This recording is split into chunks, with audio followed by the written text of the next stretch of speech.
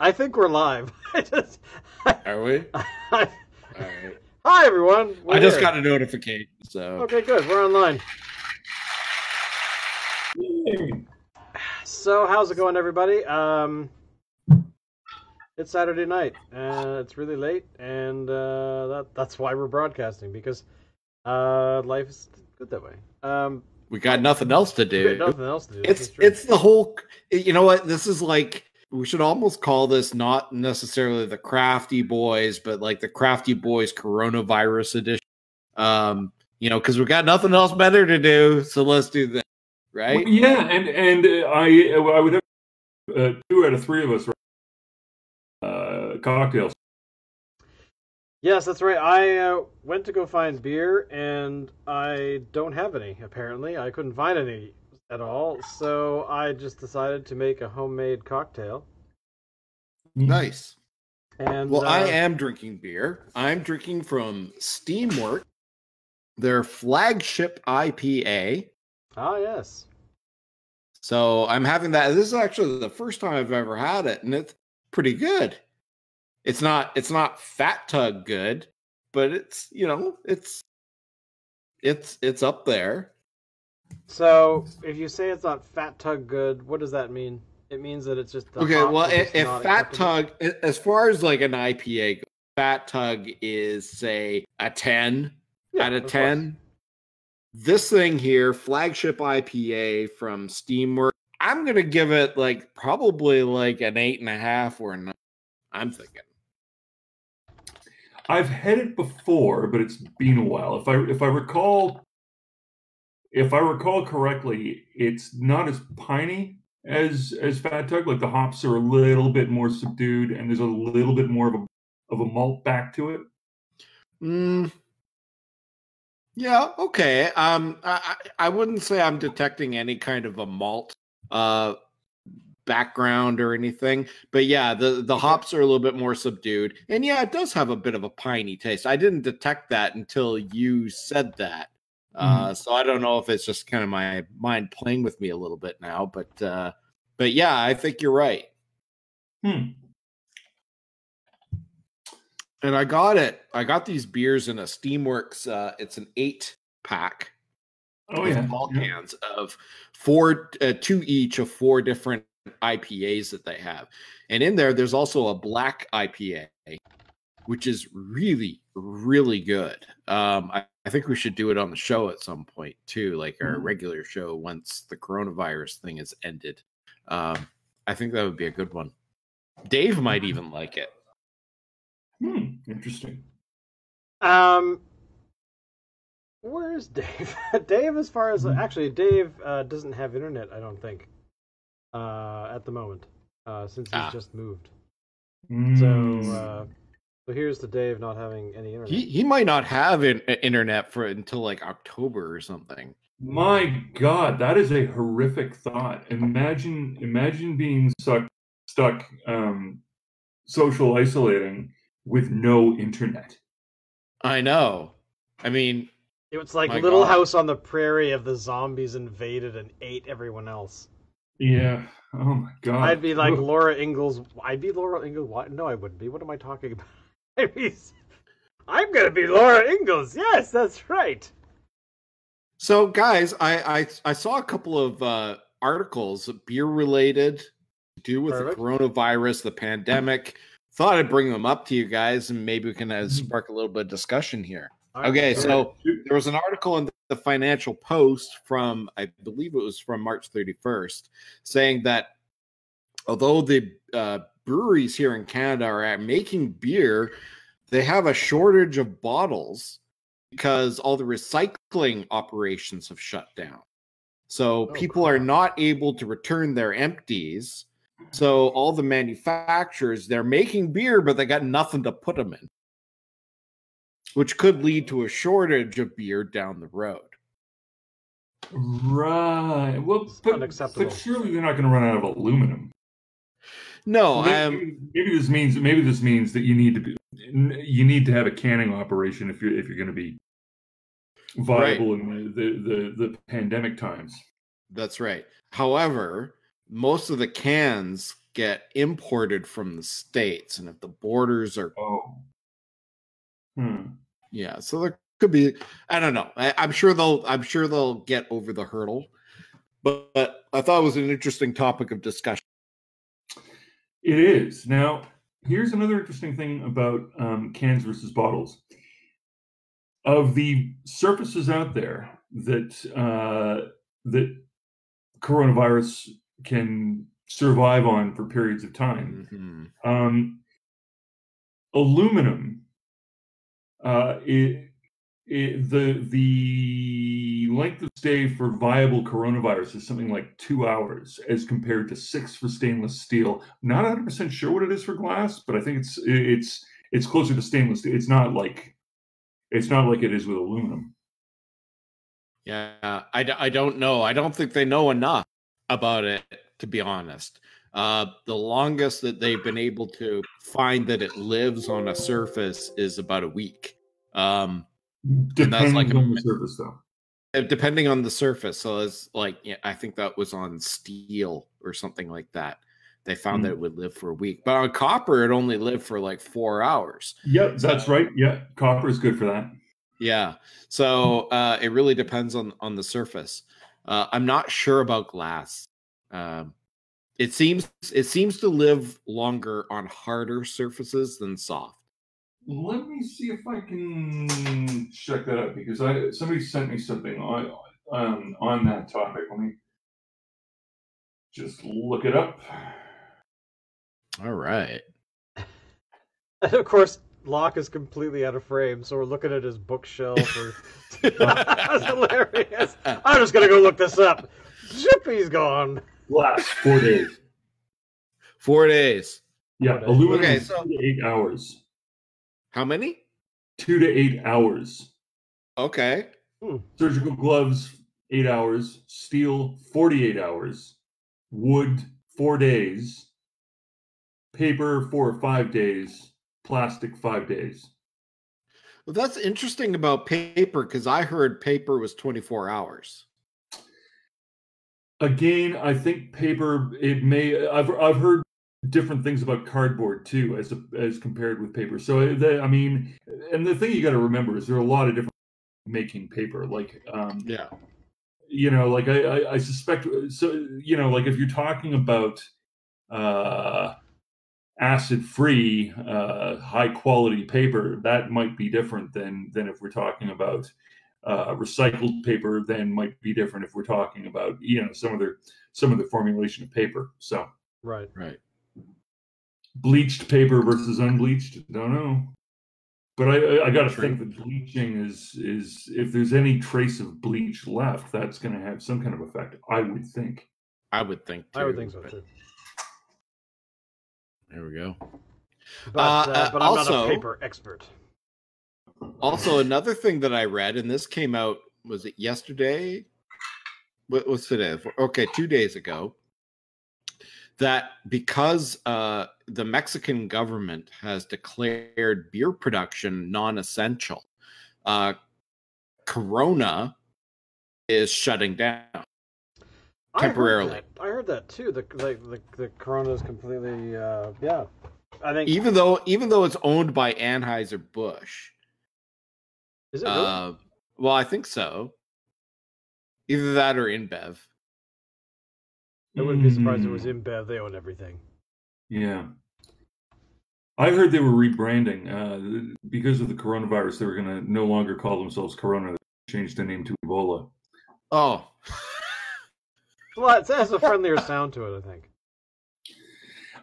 Yeah, so, but no, an interesting question. Is beer an essential service? So they closed all the weed shops in Ontario like a day ago.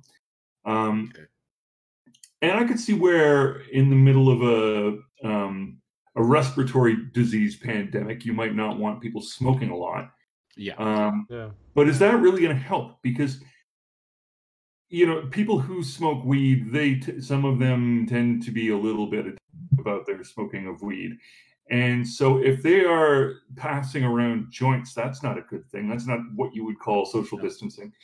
So do we want to stranglehold on the? Do we want to cut down the amount of weed that's going on? I mean, I see arguments both ways, but I'll tell you what's going on in France right now, and this surprised the shit out of me, actually, because you would think that a country the size of France, they probably would grow their own weed, but no, apparently nobody grows weed in France, and that's all imported. And so since they've closed the borders, the price of marijuana has gone through the roof, and they've been suffering, on top of coronavirus, a crime wave based on the new rising price of marijuana. That's insane. That's interesting. Now, in terms of whether beer is an essential service, you want people to stay home, but you're not going to let them have any beer. How's that going to work? Not very well. And you know what? I mean, it's almost like a sad statement on society a little bit, because I don't feel like it's an essential service. Really, the sale of alcohol is necessarily something that you absolutely have to have. If I kick him from the show, Locke, do you think he'll notice? No, I mean, if you get right down to it, you need shelter, you need food and water, and that's it. I mean, actually, the barest minimum. The reason beer was as successful a product as it was is well, from ancient Egyptian times, it was both food and water. More importantly, water that wasn't going to spoil. So I'm on the side that beer might be an essential service. Okay. All right. Well, I mean, part of the whole thing, right, is that we have this whole problem with what's it called mental health, where if you don't let people have their vices, yes, taking away those kinds of things from people when it isn't necessary, or isn't, people might not consider it necessary. But I think just like we're getting told every 5 minutes on the news right now that we are in an uncertain kind of weird time, and we don't necessarily want to cause people more distress than they already are under. So the argument could be made that as on one level it's kind of hilarious, like I can still go get to the beer store. But ultimately, I think that's a conscious choice by, somebody at the top going, well, if, we're right now they're not allowed to go outside, so if we don't let them have whatever, booze they want, within reason, of course, like, I don't think anyone's going to start out their own stills or, overnight, but although that could be a concern, you never know. But in reality, start hearing explosions all over the city. Hey, look, there's going to be a desperate need for hand sanitizer. And what makes hand sanitizer? Ethanol. That's true. That's true. That's true. Now, here's a question for you guys. What is the current state of alcohol delivery in British Columbia? Can you order up alcohol and have them deliver it? Alan, you have been following that more than I have, so. Yeah, so yes. Individual breweries here in town have been offering delivery services. They still have to check your ID, but they're offering, some of them are offering a contactless or a contact minimum type of delivery service. They're only doing it like a couple of days a week or something like that. It depends on the brewery. Right. Now, there's a restaurant out in Langford called Mole, and they've been shut down through all this coronavirus stuff for the past like 3 weeks. And I saw a post that they were going to reopen, but they were going to change their scope. They're not going to be running as a restaurant. They've bought food, alcohol, all that stuff, and they're going to be delivering that stuff to people. So they've made these packages, care packages, if you will, and you can call and order those and pay for them, and they'll deliver it to you. So the BC government has actually relaxed the restrictions on having alcohol delivered. It used to be I looked this up before because I had this idea for us doing like a beer of the month club or something like that. Where, you know, we could have people subscribe or whatever, and then we'd mail out beers, you know, every month. And you can't really do with us. Yeah, you can't really do that here in BC because you have to find a way to check IDs at delivery. So you couldn't do it, say, through Canada Post or something like that. You would have to. You. But they've kind of relaxed the laws on it a little bit now, so that so the beer companies are delivering. Yeah. That sounds totally sensible to me. My understanding is that there's something like that going on in Ontario, but I think the liquor's still open here. I think the LCBOs are still open. I don't know about the beer stores. I'd be curious to know so you're talking about the beer store? Is that what you mean? Yeah, the beer store. Right. I have no idea what its status is, but the LCBO is open, but they've cut the hours back to something like I think Alan died there. Whoops, Alan died. Yeah, that's okay. But yeah, they've cut the hours back substantially, so it's like between 11 and 6. What is it, Tuesday to Sunday or something? This stream is so cool now because of how our virtual cameras work. It's now 3 panels. The middle part is just your face. Nice. And the green of the light on one side. And it was kind of amazing. But I don't know. I to be honest, starting up some sort of little thing like that would be kind of interesting to do. It would. A little bit of a beer delivery service. I'm not averse to that. Alan, you're back. Alan. You died for a little while. I don't know if Alan can hear us. He's smiling. Hello? Hello? Making lip movements. Wow, he said hello and then his mouth moved like 2-3 seconds later. But can you guys hear me? Oh, I can hear you now. Oh, you seem to be now. Up now. Yeah, there we go. Okay. What the hell happened? All right. So I don't know what happened. The app here kind of crashed.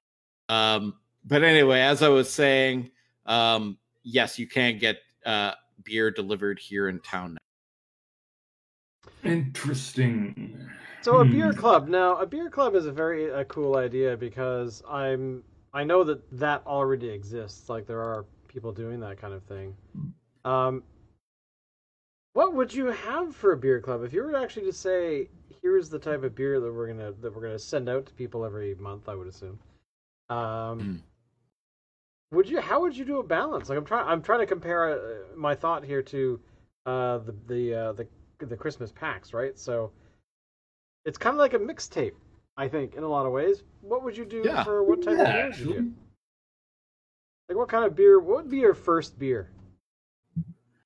Well, I think that would depend on the brewery partners that we would form a relationship with. Pretend that all of the breweries have been like, that is the best idea ever, Crafty boys. My God, we're gonna make millions. Here is, we're on board. Let's just pretend for a second that everyone's on board. That all our dream breweries, whoever brews the beer from Iron Maiden, they're like, yeah, we're totally gonna. Yeah, I think everybody's sort of well aware of my short list. We Robinson's Trooper, probably the Duchess, okay. Fat Tug, Blue Bridge. Let me see.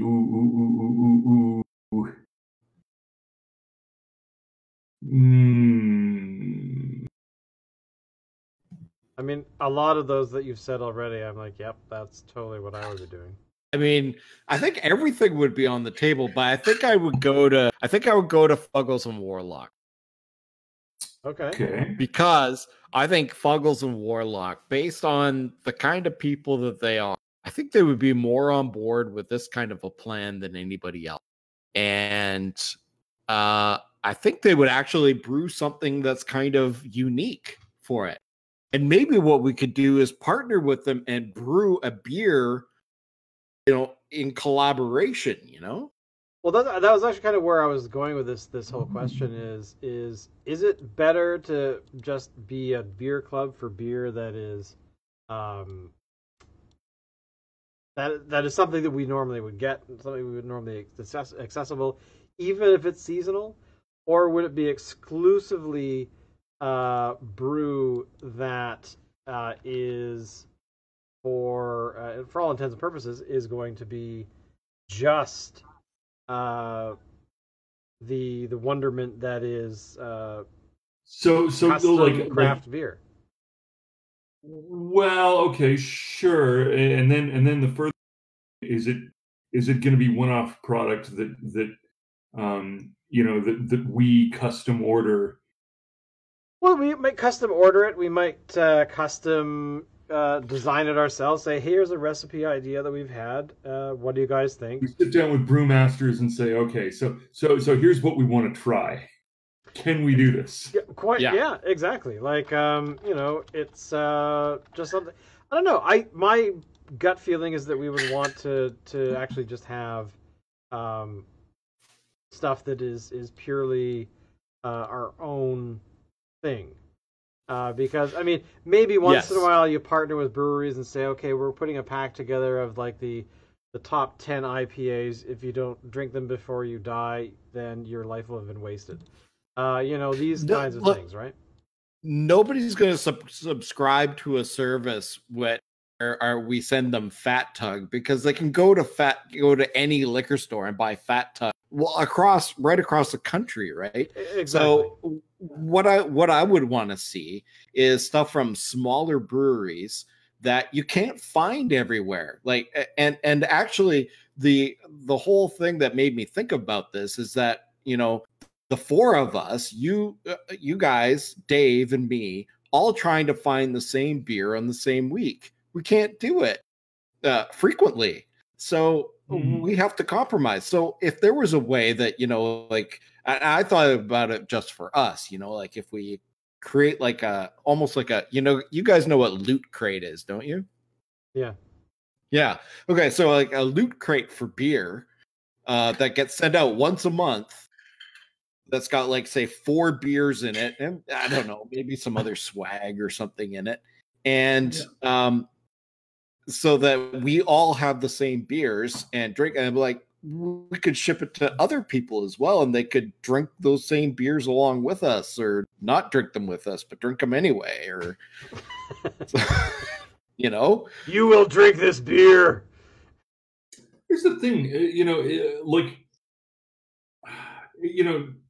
Canadian liquor laws, 6 months ago, there is no way we could even go there. Like, it would not happen. No. But in the age of coronavirus, this could be one of those things that maybe changes during the age of coronavirus that maybe we don't want it to change back. Yeah. So basically, we're saying revolution. Then we're saying that hey, humanity's going to wise up. We can't afford to be that restrictive on home delivery of beer anymore. We need, as a society, to smarten up and allow for the home delivery of quality brew. Now let's just say, I mean, home delivery has always been an option here in BC. It's just you have to be able to check the person's ID. So you have to have serving it right, and you got to check ID of the person at delivery.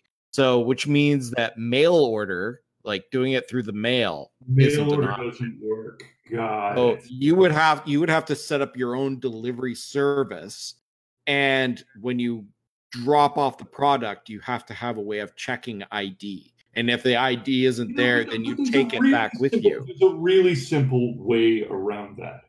Is there? Okay. Yes.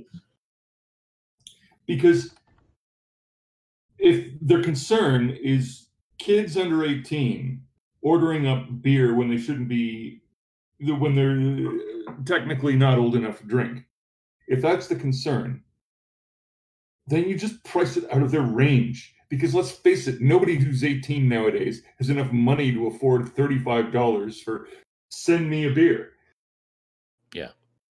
So if you just price it out of the range, I mean, like now, admittedly, I'm thoroughly comfortable with that because I'm also Scottish and a wee bit frugal. But, you know, there is a way around it, I guess is what I'm saying. Now, there is a service in Canada. I can't remember what it's called. It might be called the Canadian Beer Club or something like that, where they actually send out, you can actually subscribe to a package and they will send out a certain number of beers to you. And I think for like 3 or 4 beers, it's like $60 or something like that. Interesting. But it's not based here in BC. It's based, I think, in Ontario, actually. So my idea was to set up something like that here in BC. Maybe in like Victoria and Vancouver kind of thing where we can, manage our own delivery, channels and that kind of thing. Right. It's something for us to think about. A loot crate for beer. I'd be in on that. Like, automatically, I like this idea. So what is your favorite part about it so far? Are we talking like wads of cash? Are we talking about becoming... I just think it would be, you know what it's like. I mean, like it'd be like, people who do unboxing videos on YouTube, you know what I mean? Like there's something sort of, subliminally, oh, I got something in the mail today. Oh, gee, inside, like it's like a mini Christmas. And then the first week of April, the beer could be like Lucky or You mean like April like an April Fools beer or something? Yeah. That would be funny. Yeah. And we could have like a Christmas themed one or whatever else. Mm-hmm. And I'm kind of like I'm getting really jazzed about this now. Yeah. Well, I guess we'll see what happens. But I think actually, I wonder if I could chase down some case law on mail a beer. So you'd think somebody's probably tried it, no? Oh, I would. So. Research project. We'll check back. Check here. Coming soon. We will find out more. All right. So tell me what else is going on. What are you guys doing to stay entertained? What are you guys doing to stay busy? Or are you just like Alan? You still go to work, right? I still got, my life hasn't changed one bit. I still go to work. So yeah. And Shane, you still work from home. I still work from home. I mean, a lot of my clientele are all hibernating. Yeah. I have a bunch that are still active. I have some projects that were... I have a bunch of projects that were going beforehand, like before the whole... before everything got real. And some of them have, sort of vanished for a little while, but I think there's a few of them now that are sort of coming out of, whatever stuff they had to deal with, right? So... Yeah. So that's good. They're showing up now, and so I'm definitely not bored. But the one thing I have noticed is that I do know that I have very happy dogs right now. Because like this morning I chose just for the fun of it. I thought, I'm not going to get out of bed right now. I'm going to stay lying down on the couch. I'm just going to go lay on the couch and see what happens. And sure enough, I was piled under dogs for, like, it must have been, I don't know, until, like, almost noon. And I haven't done that in, I don't know how long, like years and years. It's just not a thing. So, but it is, it's a new experience. I have to say that, you know, the quiet. Going outside right now, it's incredibly quiet. Like, you know, I'm sure you already encountered this, right? Some of the people that are doing a lot of the you know the late night talk shows and that kind of stuff are the ones that are shot in LA. Of course, are talking about how they can see like there's freeways that are empty of cars, where Los Angeles, like, that's unheard of. So, I mean, I think I was yabbering about this on Wednesday, but essentially, I really hope that we don't go back to the way things were operating beforehand. I know we probably will, but at the same time, I kind of hope that this pause, which is supposed to go on for another, another 10 weeks or something, at least. At least. So, you know, it's, and, you know, the when we finally come out of it, that hopefully at some level, somewhere, somebody says, you know, here are the 5 things that I learned while not really being able to function as I have been for the last umpteen number of years. And here's some ways that I thought up that might actually be better. I mean, this is going to impact the election in the States in a weird way, I think. I think it's going to really make it's going to make a huge difference in the entertainment industry because, I mean, hey, although last night I stayed up and watched a full concert of AC/DC from like 1979 that I'd never seen before, had not heard of it, so just noticed it. Thought, hey, this is pretty cool. Sorry? Is that the one in Paris? Yeah, the one in Paris, yeah. Yeah, good, right? So, you know, there's all these things that that we can do that we don't normally do, and I'm kind of like I worked a bit today because I have a client who they have a project that was a tour, and their launch date, their opening day was the day before the first. Okay, that's it. Stay home, everybody. And so their entire tour got blown away just like that. And so we were talking, I think, around my birthday and deciding on what to do about this. And so we came up with the plan of, like, how about we just make a virtual version of that project? Because the project was quite simple. Like, it was a series of those collapsible pull-up vinyl sort of board, those sort of signage, and because they wanted it to be really lightweight, they wanted it to move around because it starts in Vancouver, it's going to Manitoba, it's going to Ontario, it's going to Saskatchewan, and then I think to back here. But of course, because none of that's happening, luckily we had all the print files of those signs, and we thought, okay, let's print them out, or let's make them, digitize them, and make them into some web stuff, and then and you know, do it that way. Why not? So I was doing a bit of that today because they're doing live streaming, which is cool. So they're doing some interesting stuff there, which I like. So yeah, it's all this weird stuff that's going on where we're having to really change how we do pretty much everything, and and this is, as an aside, sort of.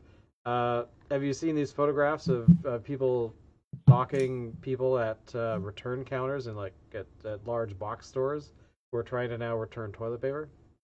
Have you seen this? No. Oh yeah. What? People are now trying to return some of the toilet paper they bought when they panic bought it, you know, ages ago. And the stores are being like, "No, I'm sorry, but you are fully supplied for a long time, or you can wait till it's all sorted out because that's when we're doing the returns." So, you know, Amazon. I don't understand why these people are trying to return toilet paper now. Well, because they bought van loads of the stuff. And now they're trying to return it because they just have too much, which is a bit, I agree, is weird. You bought it, why don't you just stick it somewhere you can then, use it over time, right? You're not going to stop pooping, tomorrow. Well, you never know. Hold on a minute. I need to go learn something. I need to go learn something. I have to go pooping. We'll see what we find out. It's like that. If you ever watched Family Guy, there's a scene where they're talking about. I've forgotten. One of the characters is trying to potty train somebody, or maybe it's one of their aside jokes or whatever. And it's like they go to the bookstore, and it's like, okay, my kid needs to learn to go potty, and I'm training them, but a children's book for this kind of stuff would be great. And the bookseller's like, yes, well, here's the Everybody Poops book. It's quite famous, blah, blah, blah. And he's like, I don't know. Well, maybe you could have only, you are the only one that poops. You're a dirty little child, these increasingly horrible titles about, how horrible children. You're going to hell because you poop. Anyway, sorry. Why did I start talking about that? I don't know. I don't know. Very strange. I'm going to go get another beer because I've run out. But right. Steamworks flagship IPA, awesome. I'll be right back. Good to know. I'll be right back. Over to you, Ted.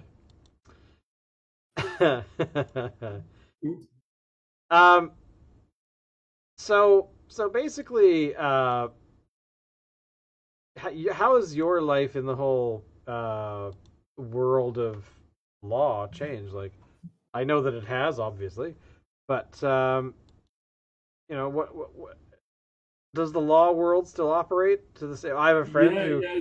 So I too am one of those that has, since before this thing hit, been working from home. So again, my lifestyle has changed a whole lot either. I mean, look, I socially distance as a lifestyle, certain practices and techniques are now coming to the fore. I literally remember the last in-person meeting I had with one of the firms that I work with, and at the time we were still sort of joking. We were still joking around about it a bit, and we still kind of I ended up shaking hands with the one of the partners, and afterwards we were like, oh shit, whoops, elbow pump, right? But now he's working from home too, and their whole firm are all working from home. Everybody's working from home, and so we've been making use of a lot more organizational tools that you can use at a distance. So Trello boards. Really? We've been using, been using.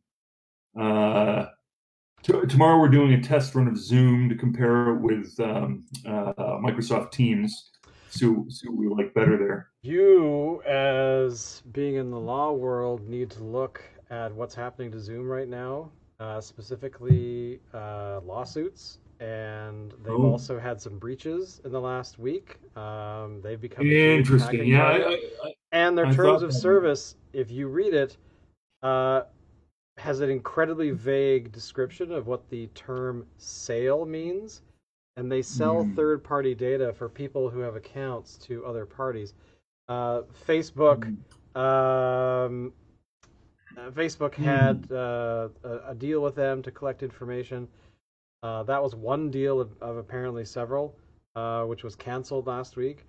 So some universities in this country have banned it. Some in the U.S. have banned using it because they don't want. I don't think they're too worried about professors and faculty and staff, but they're they have when you're a student, they are supposed to protect your data, and Zoom doesn't do that. So I'd be very curious as to your dig into that a little bit, because I'd like to understand. Yeah. No, that's the thing. So let's talk about that a little bit. So they announced at my work. So I work in healthcare. Yeah. And one thing they've been trying to do is trying to find ways to see patients without patients actually having to leave their home. And one of the things they're going to start using is Zoom, apparently. And I had mentioned the same things to my superiors that Shane just mentioned to us. And it came to my attention that the BC government has actually relaxed the privacy laws. I just read that yesterday. To allow medical offices and schools, et cetera, to use apps like Zoom. And so there will be no repercussions if their private information is compromised. Which is absolutely terrifying. It is. Yeah. So and this is an interesting point, because one of the things that's been successful with countries like Korea in terms of their approach to dealing with coronavirus is the fact that they have literally just gone, okay, yep, privacy laws, not right now. We will track you. We will track every last little detail of what you're doing. We will use not just the location services data, but in case it's this, I think everybody knows this, but in case they don't know this, you don't have to have location services turned on for people to track you using your cell phone. If your cell phone is on, it's connecting with cell towers. If it's connecting with cell towers, they can triangulate your location. It is as simple as that. So, and if we're talking about people that have, recently traveled and are now not socially isolating for 2 weeks after they land, should we be tracking that? Yeah, probably should be tracking that. So in the current circumstances, there's a lot of privacy stuff which is just going right out the window. Whether or not that sticks around after the crisis is over is going to be really interesting to watch. And we should all be a little careful there, I think. Oh, I agree. There's definitely going to be there's going to be hell to pay at some point for all of this, and the whole Zoom thing, the relaxation of here's the thing, the relaxation of privacy protections for one. I'm hoping it's not just because of Zoom, but because of companies that are not necessarily the best at doing this.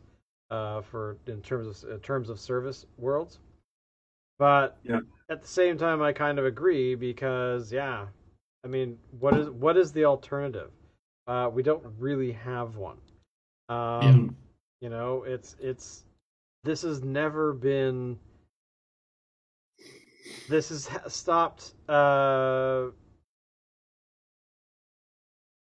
is the word we keep throwing around? Unprecedented. And that's true. It very much is. And I think it's something that we're going to have to pay for later. But I don't know in what realm, in what way. But at the same time, I'm okay with stuff right now. Alan is gone again. But, I really wish there was a fix. But going back to my original comment about hopefully we have some sort of learning from this, but we don't necessarily have. He's back. Hey, I'm back. I don't know why this is happening, but whatever. Very strange. Very strange. But anyway, but yeah, I mean, it's one of those things that. I totally lost my train of thought because Alan went away. Sorry. I don't know, something interesting, and according to the chat, we need some boobs in this episode. So, Alan, who's the top? There we go. Yeah, that's what I'm talking about. Yeah, there we go.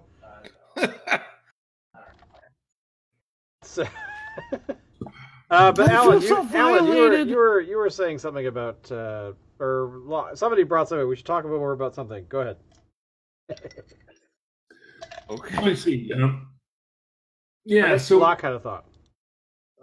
Did I have a thought? I guess mainly talking about how there are a lot of organizational tools that I hadn't been making use of in the past that I'm now making use of on account of suddenly there's a pressing need. But when you're trying to track stuff between different parties without meeting face to face, figuring out ways of doing that is sort of it's a learning curve that I think probably a lot of people are going through right now. Yeah. I kind of still feel like meeting face to face is probably, like if you're signing a deal that's worth substantial sums of money, the idea of doing that without meeting face to face seems wrong somehow. But business still has to get done, and one of the parallels to trying to preserve people's jobs and mothball stuff so that the economy can come back when we're on the other side of this thing. Part of that is that such as it's possible, we need to continue doing whatever productive things we can do. The opportunity, I think, really is that so often we live in such a distractive culture, and in particular increasingly so over the last 3 decades, I would say that the world has become more and more and more distracted, to a point where distraction is almost the whole game. Like if you look at the way politics, advertising, and media work, like the relationship between news, advertising, and politics, just right there. How many dollars? How much? What percentage of the economy in, say, the U.S. or Canada? How much of the economy is shuffling money around from politicians to advertising agencies to media companies back to politicians? And at some point you got to wonder, well, where's the actual value? Or is this just some big show game, right? Mm-hmm. And so what all of this is in some ways doing is it's forcing us to calm down for a few minutes, and I think that those of us that get the most out of what is that noise? Sorry, speaking of distractions. Oh yeah, Allison, do I have the understanding that you're no longer asymptomatic? Apparently not. Anyway, I don't think coronavirus is a sneezing virus, though, is it? Well, let me tell you guys this. If you guys work in a medical field and